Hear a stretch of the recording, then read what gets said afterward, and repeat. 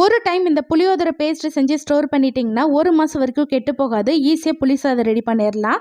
அதுக்கு ஒரு 100 கிராம் புளியை சுடு தண்ணியில் ஒரு அரை மணி நேரத்துக்கு ஊற வச்சிருக்கேன். இதை நல்லா கெட்டியாக கரைச்சி ஃபில்டர் பண்ணிக்கோங்க. அடுத்து இது கூட 1 டீஸ்பூன் மஞ்சள் தூள் சேர்த்துட்டு நல்லா கலந்து விட்டுக்கலாம். அடுத்து சிம்பிளான பொடி அரைக்கணும். நான் ஸ்க்ரீனில் மெஷர்மெண்ட் கொடுத்துருக்கேன், செக் பண்ணி பார்த்துக்கோங்க. எல்லா பொருளையும் வானலில் சேர்த்துட்டு லோ ஃப்ளேமில் ஒரு 2 நிமிஷத்துக்கு நல்லா ஃப்ரை பண்ணிவிட்டு இதை அப்படியே மிக்ஸி ஜாருக்கு மாற்றிட்டு பவுடர் பண்ணிக்கோங்க. அடுத்து ஒரு பெரிய வானல் எடுத்துக்கோங்க. அதில் ஒரு 100 ml நல்லெண்ணெய், 2 டேபிள் ஸ்பூன் கடுகு, 4 டேபிள் ஸ்பூன் கடலைப்பருப்பு, 6 டேபிள் ஸ்பூன் வேர்க்கடலை சேர்த்துட்டு இது கூடவே ஒரு 7 காஞ்ச மிளகா, கொஞ்சமாக கருவேப்பிலை, பெருங்காயத்தூள் சேர்த்துட்டு நல்லா ஃப்ரை பண்ணிக்கோங்க. அடுத்து இதில் கரைச்சி வச்ச புளி கரைசல், தேவையான உப்பு, பொடி பண்ணி வச்ச பவுடரையும் சேர்த்துட்டு மீடியம் ஃப்ளேமில் ஒரு 10 நிமிஷத்துக்கு நல்லா கொதிக்க விடுங்க. இப்போ லைட்டாக திக்காகுது.